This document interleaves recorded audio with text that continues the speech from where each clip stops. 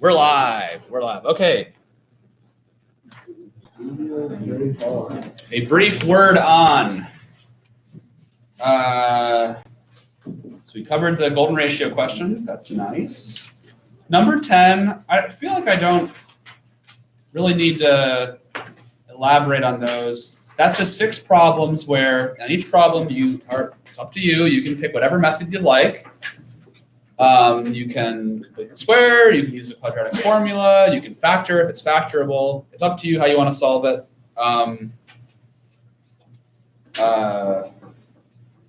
The common theme on all those questions on number 10 is you got to rearrange the formula before you can really proceed with whatever technique you want to use, okay? So like on B, for example, you got to distribute that 2x and then get all the terms on one side, and then you can proceed with whatever method you want to use. And then like, what do you notice on like say C, what's going to be necessary at a certain step in that question? Factor out of that common x. So C is going to, C has, for example, just by looking at C, I know one of the answers is 0. Just obviously, right? 0 minus 0 equals 0. So that's what's going to happen when you pull that x out. You'll have 0 as a solution, and then you take whatever's that other factor, whatever left over, you can solve that. Yeah, what's up? Are you able to divide x out? Yeah, so once you've identified that x could be 0, the logic goes, because you can't divide by 0, but you say x could be 0, and once I've identified that, I say now assuming x is some other solution that's not 0, I could divide everything by that number, and then you can proceed. So yes, totally correct. You can divide both sides of the equation by 0 as long as you make a note that 0 is one of your solutions. So what I want to go over is 11, and then we can just have some work time.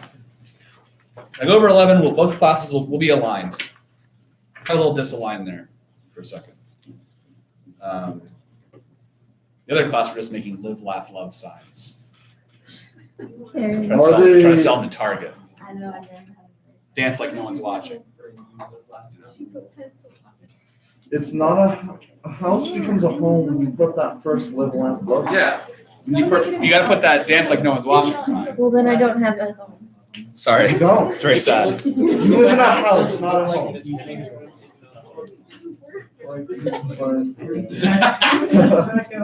You don't have 6 cacti sitting in a windowsill somewhere. It's not a home.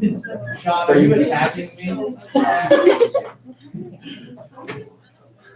I have so many cactus, so many succulents, Sean. My ears. Okay. I would breed the most cactus Good flex. Good flex. All right. Here's a trick. There's a trick to this question. Maybe someone knows the trick. Maybe you've seen this kind of question before. I'm guessing most of you have probably seen a question like this. But anyone feeling brave, they know you can sum up the trick very simply. No? Okay, that's fine. The trick is, huh? No. It's already the way we want it, but it's not a bad thought, yeah. Let me throw this out here. Is there any huge difference between this equation and this equation? Yeah. Well, let me finish. So compare those for a second. They look very close. It's just that this thing, I use T to represent the word thing. In this case, it's kind of like, how can I go from here to here? Well, what if that thing was an x squared? Think about that. Does that make sense? Because what's x squared squared? X to the fourth. And so for example, let's say I took this and I said, well, that thing we're talking about, let's say it was x squared. Well, then I would rewrite this formula and it would look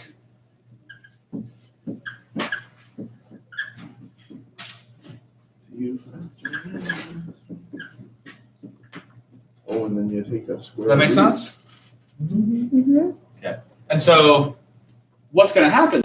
Well, that means, and by the way, this is factorable, right? Like this thing is factorable as t minus 5 times t minus 1. So if you agree with this, that this can be factored into this, and you also agree that this is equivalent to this, if we just think of the t as x squared, then how can I factor this? You say the x, instead of x and x, it's x squared. Very good. Now, that may have made perfect sense. That may have not made any sense. How do you feel about that? Any questions? Anyone? By the way, are you going to do this in practice on every question? No, of course not. Once you're comfortable with the fact that this has the same form as thing squared minus 6 times thing plus 5 equals 0, you can just jump straight from this to this. Are there any? There's no questions. You sure? Positive. Okay, great. So now I have this object multiplied by this object, and they equal 0 when you multiply them. That means that one of these has to be 0. So either x squared minus 5 equals 0, or x squared minus 1 could equal 0. Same principle that we always use when we're solving a factored equation. So what is this? What's the solution to this guy? Negative 5 or 5? Plus or minus root 5. How about this guy? Plus or minus 1. We feel okay about that? Sure. A brief little extension on this. You could apply this logic to say, like, let's say you were asked to graph this. Say that was a function and you wanted to graph it. Well, what does that look like? What we just showed was that, this is something we'll be doing a little bit later, but we just showed that this thing equals 0 at these 4 numbers. So at 1, and at root 5, and at negative 1, and at negative root 5. And so that means the graph would look something like this. So there you go. So by this, that's one of the, say, purposes of a technique like this, is that it gives you insight into, like, sure, it tells you when this thing equals 0, but it could also give you some insight into, like, what the graph looks like or things like that. It's general behavior. So. All right. Are we all enthralled with that? Life-changing stuff, right?